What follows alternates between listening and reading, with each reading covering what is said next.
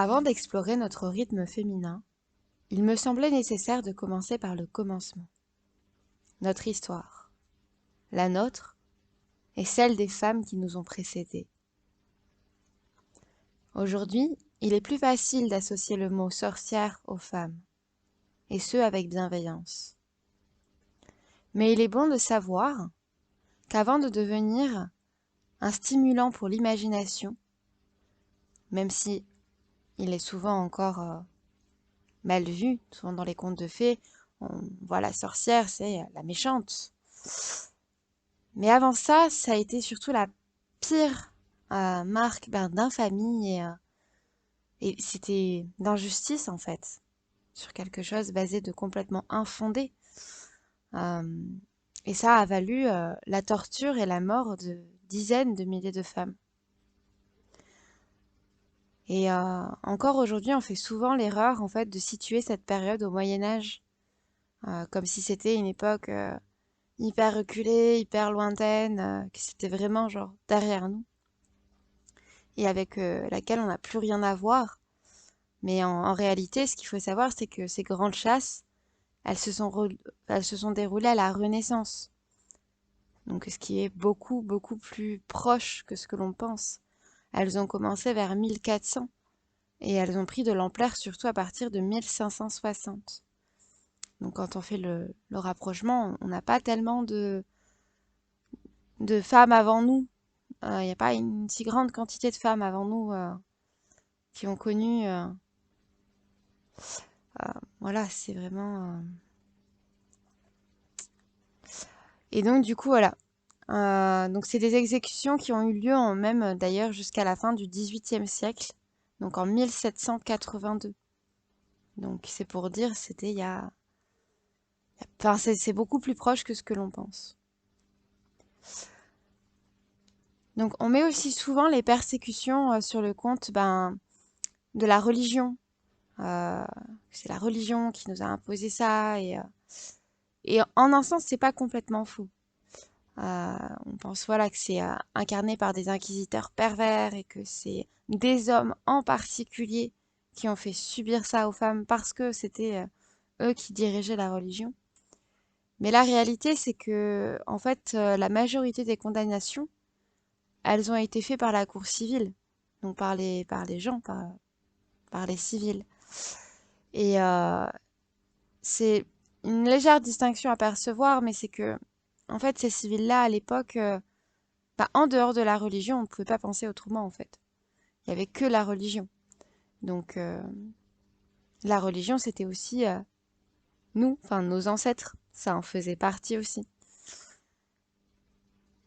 Donc, je trouve ça important de ramener cette notion-là. Voilà. Donc, la naissance du mythe de la sorcière, elle coïncide à peu près avec la période de l'imprimerie, vers 1454 à peu près. Et en effet, à cette époque, il y a le marteau des sorcières, donc le Malleus Maleficarum, voilà, qui a été publié en 1487, donc quand même quelques années plus tard, qu'on peut facilement comparer du coup avec le Mein Kampf d'Adolf Hitler. Euh, donc c'est assez, ça a été un événement assez important et impactant dans la vie des femmes. Donc la misogynie a été vraiment au cœur du coup des persécutions de ce récit-là. Et il assure que les sorcières sont peu de choses, car voilà, leur auteur estimait car les auteurs voilà, ils estimaient qu'ils n'ont pas la malice des femmes en fait. Voilà. Donc les procès des femmes, ils ont été quand même représentés en 80% euh, des accusés en moyenne et 85% des condamnés. Donc c'est-à-dire que enfin, ça fait quand même énorme en fait. Et à côté de ça, les hommes, il y en avait 20% qui étaient accusés, mais il y en a, enfin parmi ces 20%-là, il y en a quand même 50% qui ont pu faire des procédures en appel auprès du Parlement. Donc, si c'est pas tout clair, ça, c'est-à-dire que parmi ces hommes-là, 20% des personnes étaient accusées et la moitié de ces 20% pouvaient faire appel au Parlement pour ne pas être exécutés, en fait. Donc, ça fait, il reste 10%, en fait. Contrairement aux femmes où 80% des femmes étaient accusées et il y en avait 85% qui étaient condamnés sur ces 80%-là, quoi. Et en plus de ça, les femmes, enfin les hommes qui du coup étaient condamnés, c'était souvent des personnes qui étaient considérées comme vagabonds, qui étaient errants, des mendiants, euh, qui pouvaient avoir un aspect physique qui du coup pouvait faire un peu peur, parce que quand on vit dans la rue, etc., on est un peu hors le cadre de la société.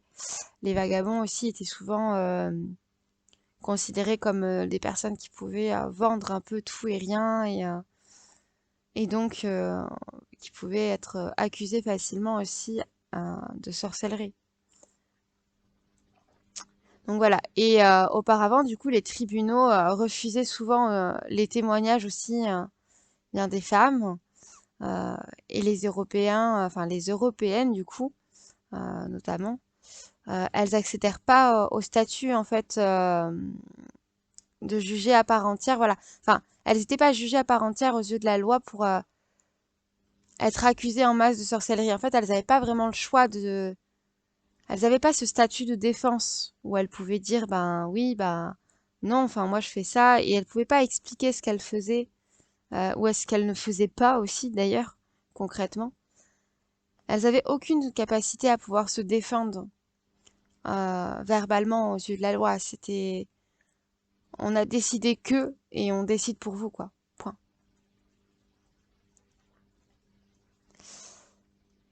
Voilà. Donc hop.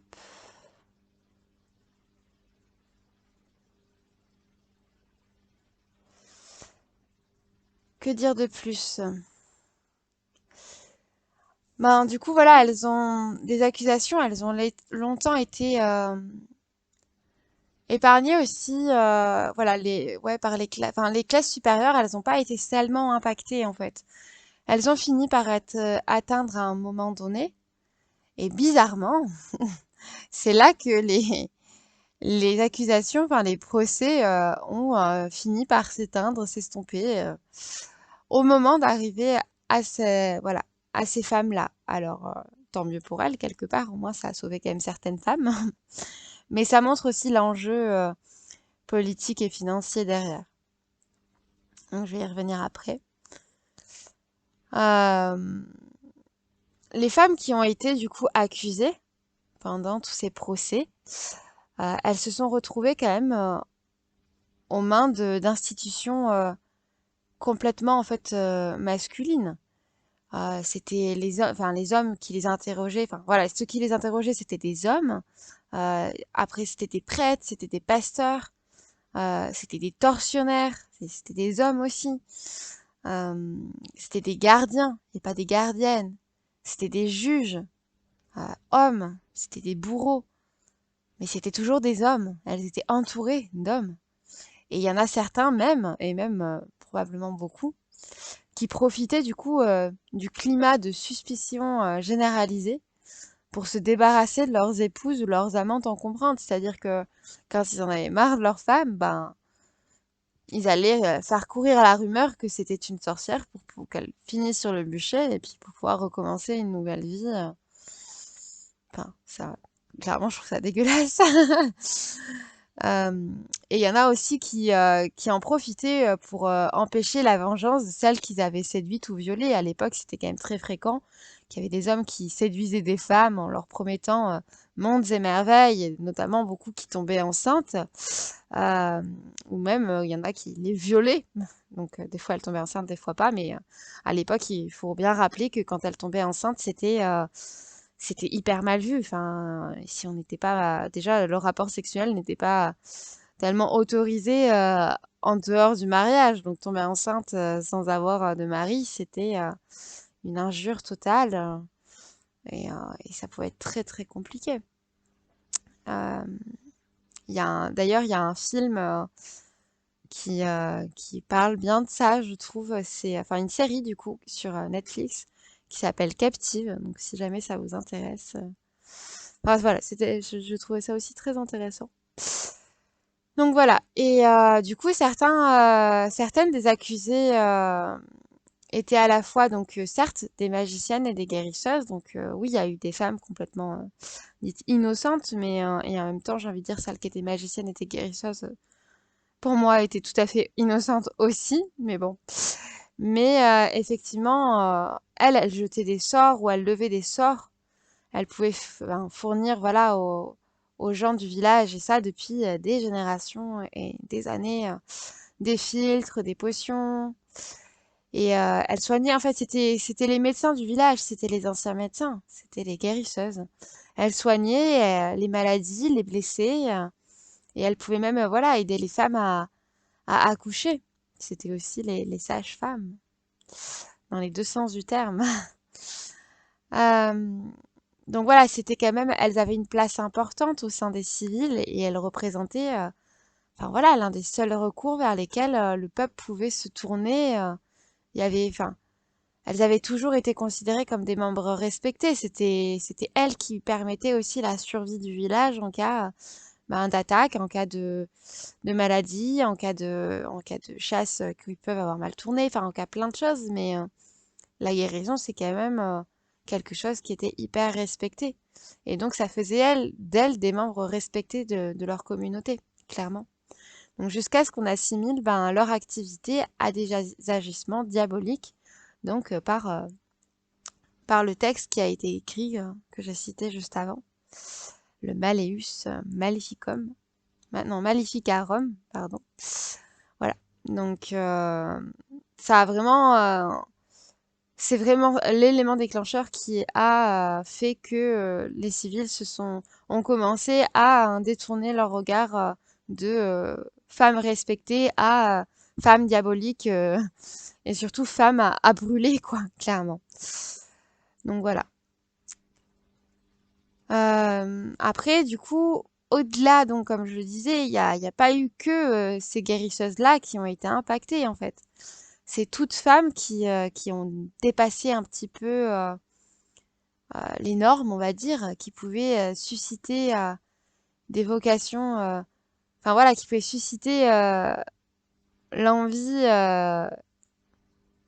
comment dire, pour les chasseurs de sorcières, voilà, qui pouvaient avoir une certaine, enfin, où ils pouvaient avoir une certaine suspicion. C'est-à-dire que par exemple, euh, une femme qui pouvait répondre à un voisin, un homme notamment, hein, on a dit voisin, pas voisine, qui pouvait parler haut, qui pouvait parler fort, qui pouvait avoir un fort caractère, ou même une sexualité un peu trop libre, ben ça suffisait en fait à les mettre en danger. C'est dès qu'on sortait du cadre imposé par la religion, et encore une fois, la religion, c'est pas que certains hommes, c'était aussi la civilisation, puisque tout le monde était dans la religion. À l'époque, il n'existait rien d'autre. Il n'y avait pas de libre arbitre, de libre pensée. Donc en fait, dès qu'on sortait un petit peu de la norme que tout le monde pensait, ben on était considéré comme sorcière, en fait. Donc c'était assez, voilà, c'était suspect de manquer aussi la messe, ben trop souvent. Mais ça l'était aussi de jamais la manquer. Il était suspect de se réunir avec des amis, euh, IES, avec des autres femmes. Mais en même temps, mener une vie trop solitaire, c'était suspect aussi. Euh, voilà, il y avait, enfin, ça laissait peu de marge de vie en fait, parce que quoi qu'on fasse, c'est comme aujourd'hui pour beaucoup de gens encore qui sont dans cette réalité. Quoi qu'on fasse, on est jugé finalement et ça peut créer un certain mal-être. Là, c'était ça aussi finalement. Voilà, donc il y a aussi par exemple les riches qui dédaignaient, voilà, qui tendaient la main bah, à une mendiante qui avait besoin d'argent. Ben, si ensuite il leur arrivait quoi que ce soit, qui tombait malade ou qui souffrait ou n'importe quel petit malheur dans leur vie, eh bien ils allaient accuser la mendiante. Euh, C'était voilà qu'elle leur ait jeté un sort ou autre. tout s'expliquait par ces femmes qui sortaient du cadre et là c'était aussi notamment des proies faciles quoi. Donc voilà, toutes, dans toutes les anciennes accusations du coup de sorcellerie en Angleterre, on retrouve quand même le mot strong qui en français veut dire forte ou qui veut dire puissante et qui était du coup à chaque fois associé au mot witch qui veut dire sorcière. Donc comme si c'était une qualification spéciale et argumentative, c'est-à-dire que si on est femme euh, forte, qu'on est femme puissante, et je dirais aussi qu'on est femme libre, même si du coup c'était pas le terme là, c'était des choses, des caractères associés à la sorcellerie, associés. En fait, de toute façon, dès que on osait sortir de l'aspect de domination euh, des hommes, on était sorcière, tout simplement. Et voilà, donc oui. Mais voilà, on n'était pas accusé que par des hommes, ça pouvait être aussi d'autres femmes entre elles qui s'accusaient pour pouvoir ben, sauver aussi leur propre peau, en fait. Donc voilà. Le marteau des sorcières aussi, il affirme qu'elles ont le pouvoir de faire, soi-disant, disparaître les sexes masculins, ou même, voire même qu'elles en collectionnaient, voilà, qu'elles en conservaient et qu'elles faisaient des collections entières dans des boîtes ou dans des nuits d'oiseaux, où, soi-disant, ils frétillaient désespérément.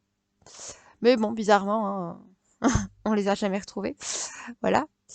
Ça disait aussi que le balai qu'elle chevauchait, en plus d'être donc un symbole ménager détourné, puisque à la base ça peut servir à faire le ménage, ça témoignait aussi d'une liberté sexuelle. Et d'ailleurs, le sabbat a été vu comme le lieu d'une sexualité débridée et complètement hors de contrôle. Euh, et les tortionnaires jouissaient donc de la domination absolue ben, qu'ils pouvaient exercer sur leurs prisonnières, du coup. Parce que, voilà, ils peuvent donner libre cours à leur voyeurisme, à leur sadisme sexuel, sans compter, en fait, les nombreux viols qui ont été faits par les gardiens sur les femmes. Et il y avait, voilà, une certaine jouissance de, ben, vous avez souhaité la liberté, eh bien, on vous l'enlève et on vous le fait savoir aussi sur ce plan-là. Il y avait enfin, je pense qu'il y avait une stimulation de sexuellement, vous vouliez être libre, vous vouliez pouvoir faire l'amour en dehors du mariage, ben on va vous le donner, mais par contre c'est nous qui avons le pouvoir, quoi. Je pense qu'il y avait vraiment un truc un peu comme ça. Et quand une femme était retrouvée du coup étranglée dans son cachot, souvent il y avait pas de doute possible sur le fait que ça pouvait être un gardien ou autre. Enfin non, c'était le diable qui était venu reprendre du coup sa servante. C'était du coup, il y avait aucun homme qui pouvait être jugé en fait sur les actes qui pouvaient être faits quoi.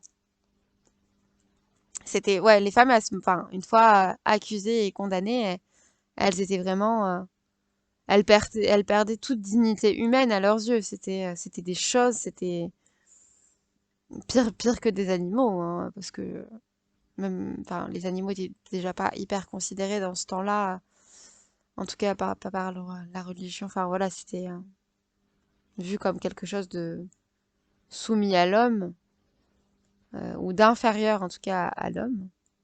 Mais les femmes, là, elles étaient encore plus, euh,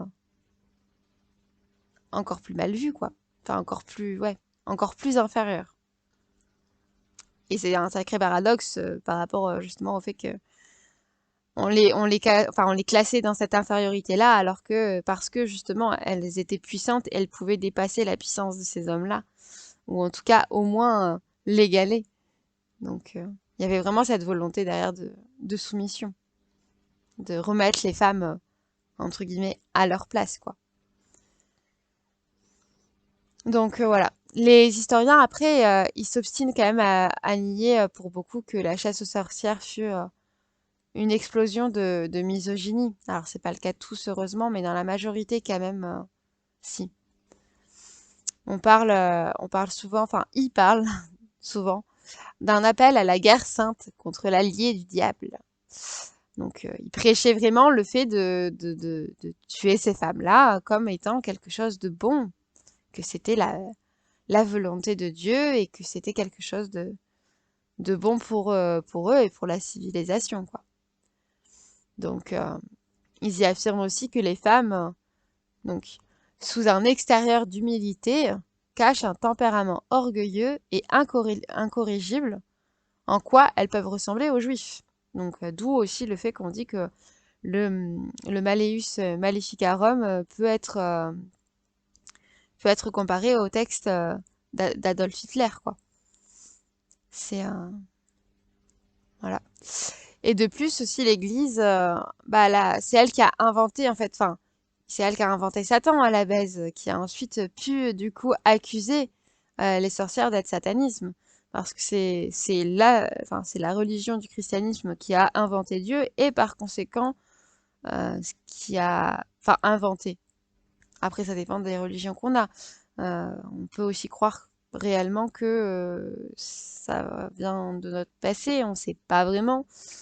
Euh, En tout cas, ce qui est sûr, c'est que passé ou pas, est-ce que ça a été réel ou pas cette religion, il est certain que les hommes qui ont réécrit ces textes-là, pour parler de la religion, l'ont adapté un peu à leur façon, comme ils ont souhaité, pour pouvoir mieux diriger le monde.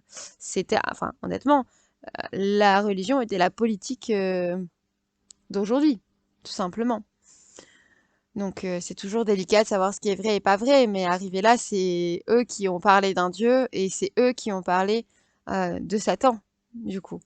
Donc ils ont pu enfin ils ont pu s'appuyer sur soit cette invention de toute pièce, soit sur la manière dont ils ont détourné le rôle de Satan, euh, parce que Satan est, enfin là, je parlerai d'une autre série qui, du coup, est complètement un peu à part, mais qui déconstruit beaucoup aussi le rôle de Satan et donc de Lucifer, notamment. Donc, la série, c'est Lucifer sur Netflix, euh, qui ramène vraiment au vrai pouvoir, en fait, du diable, qui, en fait, est le fait de s'autoriser à avoir des désirs.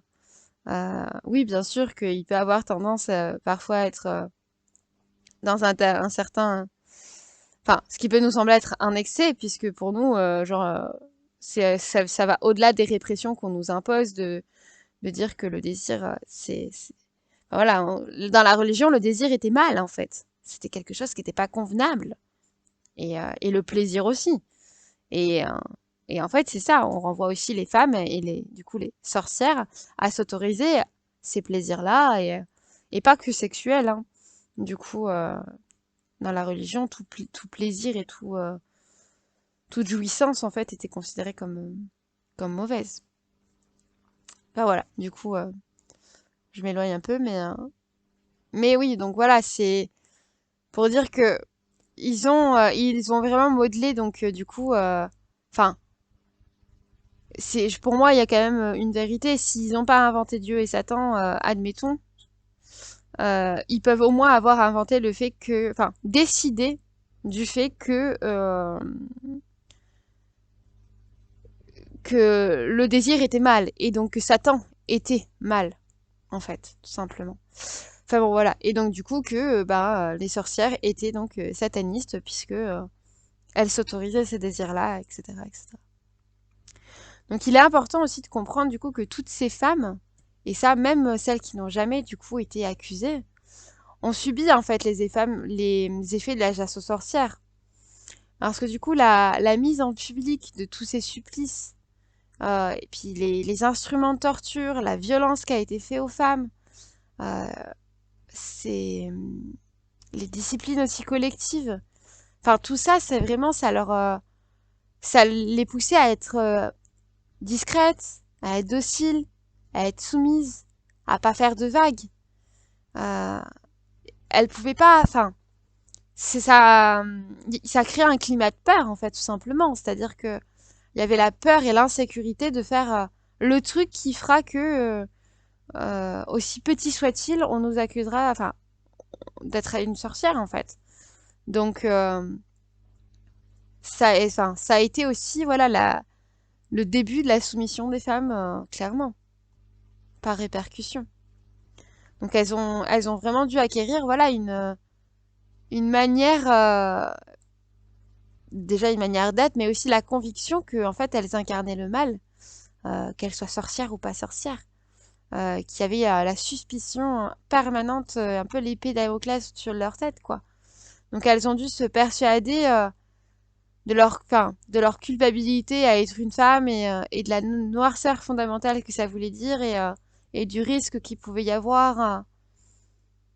Enfin, ça fait un cocktail clairement de peur, d'angoisse et de choses qui sont obligées derrière de modifier le comportement.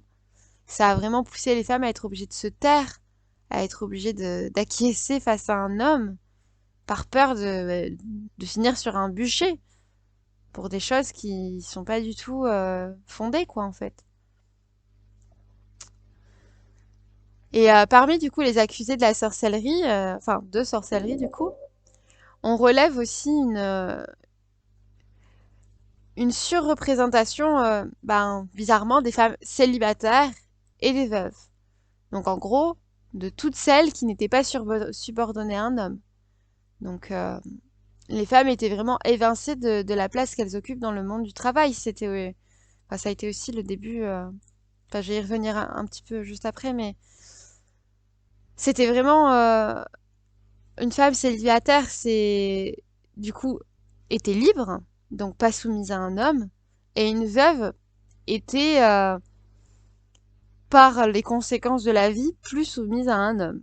Il y a vraiment cette histoire enfin, de domination qui n'existait plus et qui créait problème. Et c'est là qu'on a commencé du coup à les expulser des corporations, donc c'est-à-dire de l'apprentissage, de métier, de fait de se former, enfin, c'était devenu normal de ne plus apprendre un métier pour les femmes. On leur interdisait complètement l'accès. La femme seule, en fait, en particulier, elle avait vraiment une pression économique insoutenable. C'est-à-dire que si elle pouvait pas se former et qu'elle pouvait pas travailler, elle était vraiment réduite à, à comment dire, bah, à l'homme en fait. Elle était vraiment réduite à dépendre, voilà, c'est ça, à dépendre d'un homme en fait. Donc c'était, enfin voilà, c'était quand même pas rien. Donc voilà, les chasses aux sorcières, elles ont, enfin voilà, oui, les ou là, ouais, les ont permis de préparer vraiment la division sexuée du travail aussi qu'on a connue plus tard, qui a été requise par le capitalisme du coup. En réservant du coup voilà le travail rémunéré aux hommes et en assignant les femmes à la mise au monde, à l'éducation de la future main-d'œuvre, voilà, des enfants. Et il y a aussi beaucoup le fait que les femmes pouvant donner la vie ont été vraiment réduites à bah, votre rôle à vous, en fait, par votre corps et donc quelque part par la volonté de Dieu, puisqu'à l'époque c'était la seule croyance qu'il y avait aussi. Euh, la religion, c'était, voilà, c'était, bah, vous êtes là sur Terre pour mettre au monde des enfants et pour les éduquer. Et vous avez le droit à rien d'autre, en fait. Vous n'avez pas le droit à des plaisirs autres, des désirs autres, et à avoir une vie au-delà de ça, en fait. Et encore une fois, quand je parle de désir ou de plaisir, je ne parle pas que de la sexualité. Même si déjà, dans la sexualité, la femme n'avait pas le droit au désir et n'avait pas le droit au plaisir. C'était quand l'homme avait envie et elle avait même pas son mot à dire. Donc déjà là, enfin, pour moi, on pourrait parler de viol presque permanent en fait, dans ces conditions-là. Bon, évidemment, à l'époque, c'était pas du tout reconnu comme ça. C'était normal que la femme subvienne au désir de l'homme. Par contre, la femme n'avait pas le droit d'avoir de désir. Et donc, comme je disais, c'est au-delà de la sexualité, ça pouvait être sur tous les plans. C'est-à-dire que une femme qui pouvait aimer écrire, euh, bah, c'était pas son rôle, c'était mal vu. Une femme qui pouvait aimer, je sais pas, chanter, c'était mal vu. Enfin, voilà, j'étais pas à cette époque-là, mais c'est pour vous donner une image que la femme était vraiment réduite au fait de enfanter et élever les enfants, notamment, d'autant plus, enfin, dans les deux cas, les élever, mais il y avait aussi cette pression de, il était mieux d'avoir des hommes pour pouvoir derrière avoir de la main-d'œuvre, alors que si c'était, enfin, donc des garçons, parce que si c'était une fille, certes, ça pouvait aider à la reproduction, mais derrière, il fallait préparer la dot. C'était un poids financier, c'était aussi quelque chose qui pouvait être, enfin, qui était pas très bien vu. Donc déjà, même quand on naissait en tant que fille, avant de même de devenir femme, c'était déjà un poids immense et il y avait ce poids de merde, bah, je suis une fille, je vais coûter de l'argent à mes parents, j'ai pas la capacité physique et je suis pas faite pour les aider au niveau de la ferme, des choses comme ça. Enfin, c'était déjà un poids lourd. En fait, on entrait dans ce monde-là avec déjà la conviction que on n'avait pas notre place dans ce monde-là, en fait, tout simplement. Voilà. Donc, du coup, l'incapacité sociale de la femme mariée est vraiment, enfin, a vraiment été consacrée en France par le Code civil de 1804. Euh, voilà, c'était voilà, c'est sorcière. Donc, c'était dès que la loi a vraiment dit, voilà, ça a permis de brider l'autonomie de toutes les femmes. Enfin, pour voilà, c'était cette loi-là, ça a été et enfin ces événements-là et ça a été consolidé. Enfin, tous les événements de la chasse aux sorcières et tout ce qui en est découlé, ça a vraiment été consolidé par ce code civil-là où l'autonomie de la femme était devenue quelque chose de pas ok du tout en fait. C'était même punissable du coup.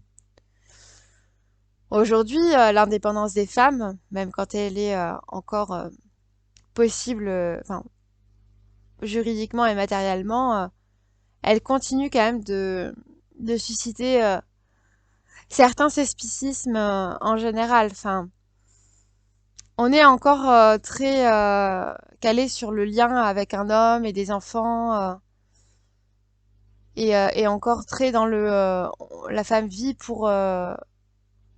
sur un mode du don de soi. En tout cas pour beaucoup de femmes. Euh, Après, je sais que si vous êtes là, si vous m'écoutez, c'est que c'est quelque chose que vous déconstruisez. Et soit que vous avez déconstruit, soit que vous êtes en chemin, sachant que c'est un chemin qui prend clairement du temps.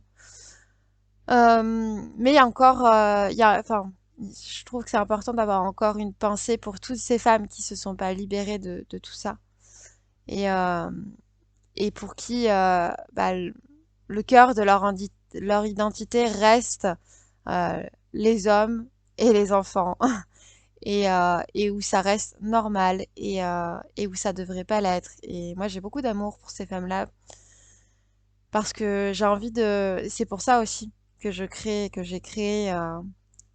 Alors déjà au rythme de mon féminin sacré, mais aussi où pour moi c'est hyper important de parler de l'histoire des femmes pour justement éveiller un maximum de conscience et du coup libérer en fait un maximum de femmes, en tout cas les aider à leur tendre la perche pour qu'elles puissent se libérer. Ce serait plus juste de le dire comme ça. Voilà, donc il faut revenir aussi beaucoup à la façon dont les filles, même encore aujourd'hui, sont élevées et socialisées, pardon. On leur apprend vraiment à redouter la solitude et leur faculté d'autonomie. Pardon, du coup j'ai mon chat qui a envie de sortir. Et leur faculté d'autonomie qui partent vraiment genre largement en friche en fait dès le plus jeune âge. Il y a vraiment cette croyance que il- être célibataire c'est ne pas réussir dans sa vie, c'est ne pas être assez bien pour un homme, c'est c'est triste. Enfin, on parle beaucoup de la célibataire achat, par exemple, qu'on laisse pour compte, qui est beaucoup vu comme un objet de pitié et de dérision, et encore pour beaucoup, hein, et ça pas que quand on est un jeune ado, même plus tard, et même les hommes reprennent souvent, mais pas que les hommes, même d'autres femmes, même hommes et femmes. même d'autres femmes envers d'autres femmes. Souvent, il y a ce truc de oui, tu finiras seule avec tes chats toute ta vie. Souvent, ça peut même être dit sur le ton de la rigolade, mais il faut comprendre que derrière cette image-là, ce qu'on distingue, en fait, c'est aussi l'ombre de la redoutable sorcière d'autrefois, flanquée de son familier diabolique. Donc les familiers, c'était les animaux magiques un peu qu'elles avaient, et le chat était typiquement le familier le plus répandu, quoi. Donc ça aide vraiment pas même déjà quand on est fille, puis quand on est ado, et puis même derrière quand on est femme, ça nous impacte vraiment dans la croyance que pour réussir notre vie, on doit se trouver un homme avec qui passer notre vie. Et ça, c'est aussi beaucoup entretenu par les contes de fées comme Disney et entre autres. Voilà, où la réussite de la femme se résume à trouver un mari et à avoir des enfants. Et ils vécurent heureux jusqu'à la fin de leur jour. Enfin, c'est comme si le bonheur, en fait, notamment des femmes, parce que c'est souvent les filles qui se retrouvent à regarder des contes un peu comme ça. Mais ouais, c'est vraiment voilà, comme si le bonheur se résumait à trouver un mari et des enfants, enfin, et à faire des enfants et à les élever et à consacrer toute leur vie à ça, clairement. Donc, enfin ouais, c'est encore bien ancré pour nous, quoi.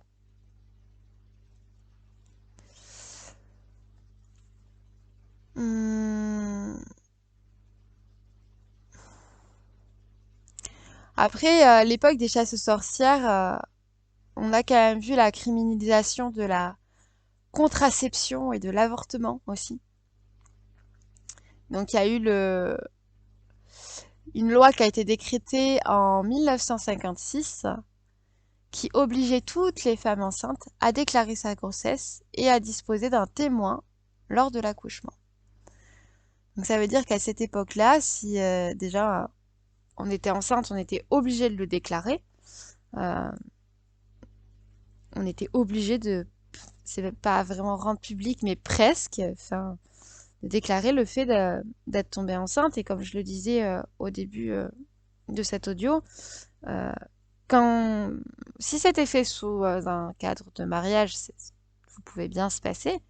Mais si c'était fait hors mariage et parfois, soit par un homme, comme je l'ai dit, qui séduisait en promettant mondes et merveilles alors que ses intentions derrière étaient complètement nulles, ou alors par viol en fait aussi, ça pouvait engendrer, enfin, ça pouvait détruire la vie de la femme en question, déjà de base. Et, euh, et en plus, le fait d'avoir l'obligation d'un témoin de l'accouchement, c'était l'obligation de mener à terme euh, cette grossesse.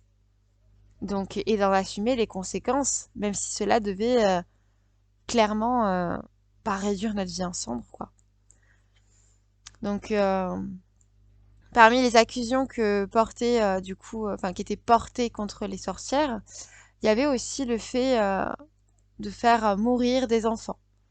On disait même que lors des sabbats, les sorcières, elles dévoraient des cadavres d'enfants. Euh, la sorcière était vraiment vue comme l'antimère. Euh, et beaucoup d'accusés en fait, qui étaient des guérisseuses, jouaient le rôle de sage-femme. Mais aussi, elles aidaient les femmes qui désiraient d'empêcher une grossesse et du coup de l'interrompre en fait, enfin, qui souhaitaient clairement avorter, même si à cette époque le mot avorter n'existait peut-être pas. Mais du coup, il y a vraiment eu tout un mouvement qui s'est fait après la chasse aux sorcières sur le fait de dire que c'était complètement mauvais et c'était criminel en fait de venir interrompre bah, le processus d'une future vie quelque part. Euh, et on a brûlé aussi de toutes jeunes sorcières et même des enfants de 7 à 8 ans, que ce soit des filles mais aussi des garçons. Euh, mais ça a été quand même les plus âgés qui ont, qui ont été davantage le plus touchés parce qu'elles étaient jugées répugnantes, par leur aspect, et particulièrement dangereuses dans le fait aussi que plus elles sont âgées, plus elles ont de l'expérience. Donc ça a été les victimes un peu favorites de la chasse. On les croyait vraiment animés par un désir sexuel encore plus dévorant que dans la jeunesse, que dans leur jeunesse, en fait. Ça les poussait, soi-disant, à rechercher la copulation avec le diable. Il y avait vraiment cet argument-là, en tout cas. Ce désir, enfin, il apparaissait comme grotesque aux yeux des autres et suscitait vraiment la répulsion. Et la vieillesse des femmes reste, d'une manière ou d'une autre, et encore à nos jours, pour beaucoup, laide, honteuse, menaçante et diabolique. Et il y a aussi vraiment cette notion de dire que, et ça encore aujourd'hui, je trouve que c'est encore assez ancré dans les croyances, mais comme si, passé un certain âge, la femme n'avait pas à avoir, ou en tout cas, c'était vu et c'est vu comme presque dégoûtant qu'une femme âgée puisse avoir des envies sexuelles, qu'elle puisse avoir ouais, des envies, des désirs, des plaisirs, et encore pire si elle les mène à terme, quoi. Et, euh, et vraiment, c'est quelque chose qui à l'époque, suscitait la répulsion et qui, pour beaucoup de gens, enfin voilà, c'est cette image d'une vieille femme en train d'avoir un orgasme, ça peut être encore dérangeant pour beaucoup de gens. Comme si le fait, il y a beaucoup, je pense que ça peut être beaucoup marqué par la ménopause, mais comme si une fois qu'il y avait la ménopause, ben une femme, elle avait plus le droit en fait, enfin, je sais pas si on peut parler de droit, mais comme si tout à coup ça devenait sale en fait, d'avoir ce désir-là. Enfin bon voilà. Pour revenir un petit peu, je disais aussi que la médecine moderne, du coup, enfin oui, je voulais parler du fait que la médecine moderne, celle d'aujourd'hui, en particulier, elle s'est construite sur ce modèle et elle est en lien vraiment direct avec la chasse aux sorcières, puisque les médecins, en fait, de l'époque, se sont basés sur les connaissances des guérisseuses et avec la chasse aux sorcières, bah en fait, ils ont pu permettre d'éliminer en fait bah, cette concurrence-là, qui était d'ailleurs plus compétente qu'eux, clairement, puisque eux, ils se sont basés sur leurs connaissances, mais ils n'avaient pas toutes leurs connaissances. Et c'est comme ça que ils ont construit vraiment la, la pharmacopée, si on peut dire, et la médecine allopathique d'aujourd'hui, en dévalorisant toutes les médecines holistiques en fait. Donc là, depuis quelques années, ça c'est quand même quelque chose qui est de plus en plus déconstruit et où les médecines holistiques reprennent de plus en plus leur place dans le monde. Enfin, dans le monde, je sais pas, mais déjà dans la France, c'est déjà bien. Et dans notre monde, je pense on est quand même pas les plus avancés là-dessus. Donc voilà, mais ouais, enfin moi je trouve, enfin, je trouvais important de mettre cette conscience-là aussi que les médecins se sont servis vraiment de la chasse aux sorcières pour évincer les médecines holistiques. Et en fait, il y a encore cet enjeu financier derrière de pouvoir récolter en fait et faire créer un business à la fois politique et on le voit d'autant bien aujourd'hui, mais à la fois politique et financier. Donc voilà, donc aujourd'hui, il y a aussi un autre combat, c'est pour les femmes, c'est de normaliser l'indépendance. C'est encore quelque chose qui est, voilà, une femme seule est souvent considérée comme une femme malheureuse qui doit être dans l'attente de trouver un jour un homme. Et donc du coup, si on choisit par exemple le mot Enfin, il y a eu ce truc aussi où maintenant on dit plus mademoiselle, on dit que madame. Ça a fait beaucoup débat, beaucoup de gens n'ont pas vu l'utilité. Moi, la première, je voyais pas beaucoup le sens que ça avait. Et c'est en lisant du coup Sorcière, la puissance des femmes invaincues, qui m'a beaucoup inspirée du coup pour faire ce vocal et du coup aussi la partie PDF. Euh, Elle en parlait et ça ramenait une certaine conscience. Et du coup, elle disait choisissez Miss et vous voilà condamné à une immaturité pardon, infantile. Choisissez Madame et vous voilà condamné à être le bien meuble d'un type. Et choisissez, alors je sais pas comment on le prononce, euh, je crois que c'était Mrs, si je dis pas de bêtises, donc qui a été inventé, alors faut revoir dans le livre, mais c'était, je crois, en Angleterre ou en Amérique, enfin pas en France en tout cas. Et vous devenez une femme adulte, pleinement responsable de sa vie.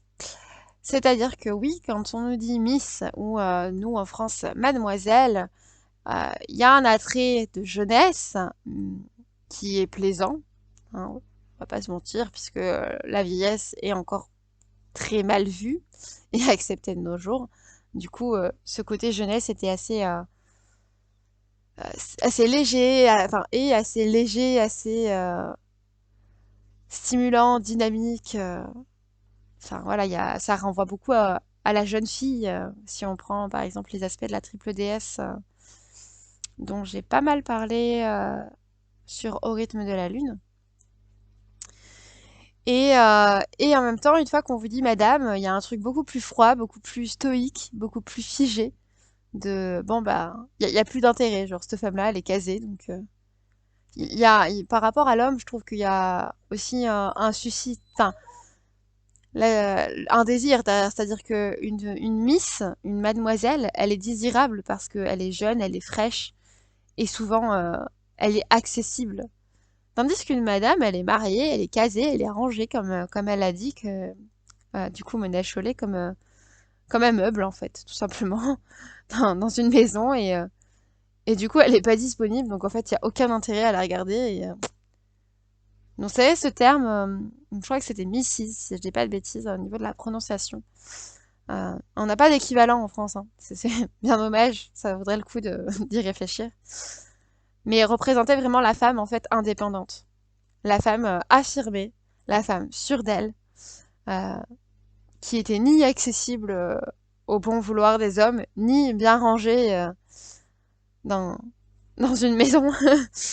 Euh, En fait, ça représente la femme sorcière, pour moi. Enfin, en mon sens. La sorcière d'aujourd'hui est probablement celle d'avant aussi, même si c'était avant l'image que la religion, et si je veux dire la politique, mais qui était une religion à l'époque, a bien voulu nous donner. C'était la femme sorcière, en fait, la vraie femme sorcière, au-delà des croyances, de la magie, de tout l'attrait diabolique qu'il peut y avoir, etc., etc. Avant tout, la femme sorcière, pour moi, c'est une femme indépendante. C'est l'indépendance de la femme. Donc beaucoup de croyances restent entières et limitent les femmes au rôle qu'on leur a soumis. L'autonomie et l'indépendance restent encore décrédibilisées et les femmes vraiment associées au rôle de mère et d'épouse, c'est encore incarné et ça j'en ai déjà parlé tout à l'heure donc je vais pas parler dessus pendant des heures, mais c'est encore quelque chose de hyper ouais, de hyper concret, ancré aujourd'hui pour beaucoup de personnes et pour beaucoup de femmes. Même si on tend à cette déconstruction, mais comme je disais, c'est des déconstructions déjà à la fois collectives qui prennent beaucoup de temps et pour que ça prenne une ampleur collective, il faut aussi que ça prenne une ampleur eh bien personnelle en fait, tout simplement. C'est un chemin personnel qui prend déjà beaucoup de temps dans un monde où collectivement, je sais pas si ça se dit, enfin au niveau du collectif, c'est pas encore ancré. Donc c'est aussi, quand on fait ce chemin, des fois on peut se sentir un peu seul, on peut se sentir dérouté, on peut se sentir démuni. Et c'est aussi là important, enfin, l'importance de la sororité qui a beaucoup vu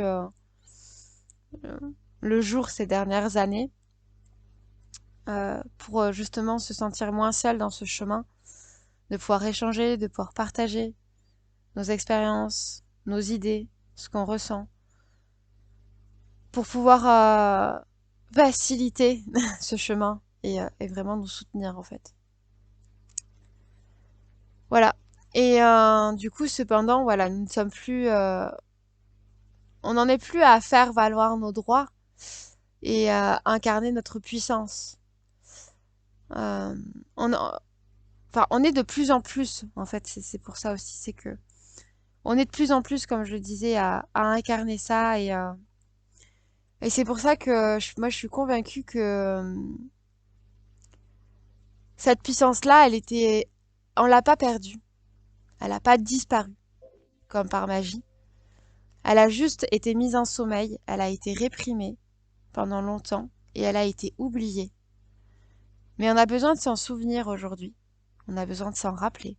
On a besoin de se souvenir qu'elle est là et surtout de comprendre qu'elle a toujours été là.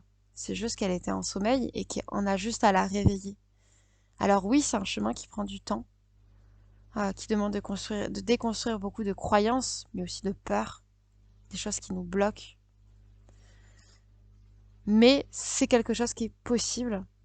Et c'est pour ça aussi que j'ai créé, donc comme je le disais, au rythme de mon féminin sacré. C'est ma manière à moi de contribuer à soutenir les femmes et à me reconnecter à leur pleine puissance. Et ainsi, de me diriger et de nous diriger toutes ensemble vers un monde qui soit plus équilibré et qui soit plus harmonieux. Euh, et je suis pas là pour... je souhaite pas créer un monde de matriarcat non plus. Pour moi, ça n'a pas de sens. C'est important pour moi aussi de le dire. C'est que pour moi, vraiment, il y a... Quand je dis un monde équilibré et harmonieux, c'est de trouver un juste milieu entre les femmes et les hommes. C'est-à-dire que oui, les hommes nous ont fait beaucoup de mal par le passé, mais au-delà des hommes, c'est il faut comprendre que c'est pas les hommes bruts entre guillemets en général. Enfin quand je dis brut, je parle pas d'un caractère ou d'une personnalité, je parle de l'homme juste tel qu'il est. C'est tout ce qu'il y a derrière. Et ça part donc de la religion, qui est, bon, je le redis pour moi, l'ancienne politique. Euh, Ça part de ça. Ça part de ça. Et comme je l'ai dit, c'est à l'époque, il y avait que cette croyance-là et qui existait et qui ont poussé les, les hommes, parfois les femmes, mais majoritairement les hommes, à réagir comme ça, à créer ce patriarcat-là. Et on est légitime d'être en colère. Et c'est toi, enfin, dans notre droit le plus total. Mais au-delà de cette colère, je pense qu'il est quand même bon de voir la réelle place que les hommes ont eue là-dedans, au-delà du patriarcat. C'est-à-dire que les hommes aussi, ils ont souffert de beaucoup de croyances. Par exemple, notamment le fait que, en fait, enfin, qu'un homme, par exemple, devait être fort, qu'un homme devait être puissant, un homme était ci, un homme était ça. Enfin, il y avait beaucoup de croyances et en fait, c'est pas juste les femmes qu'on a réprimées. C'est la part féminine, c'est la féminité dans sa globalité. Et les hommes aussi ont une part féminine, des fois plus ou moins prononcée. Et moi, j'ai beaucoup d'amour pour ces hommes-là qui avaient une part de féminité qui était beaucoup plus prononcée que, je sais pas si on peut parler de moyenne. Je sais pas vraiment de sens de dire que de la moyenne, mais que ce qui était bien convenable en tout cas. et qui en ont beaucoup souffert. Donc les artistes, les poètes, euh, en tout genre, enfin, qui se sont vraiment retrouvés, qui eux non plus, en fait, n'avaient plus de place dans ce monde-là parce que ils étaient obligés de réprimer cette part féminine. Et, euh, et c'est pour moi important de pas venir guérir non seulement que les femmes, mais de venir guérir la part féminine entre chacun d'entre nous. Donc dans les femmes, mais aussi dans les hommes, de leur offrir la capacité à se réapproprier leur propre part féminine. Voilà, pour le petit mot de la fin. Donc je vous souhaite à tous et à toutes, mais j'imagine que pour le coup c'est beaucoup à toutes, mais je nous souhaite de manière plus large, même pour ceux et celles qui nous écoutent pas, à tous et à toutes un bon chemin vers cette libération. Et je vous souhaite encore plus de manière concrète à vous qui m'écoutez. Euh, du coup, un bon cheminement et je vous souhaite sincèrement que cette création qui me tient clairement à cœur vous apportera, même si j'en suis certaine, beaucoup de compréhension sur bah, votre propre corps, vos propres émotions, votre propre cycle et, euh, et vous permettra d'avancer sur votre propre chemin. Voilà. Et je vous fais plein de gros bisous et vous envoie plein d'amour, plein de soutien et plein de force.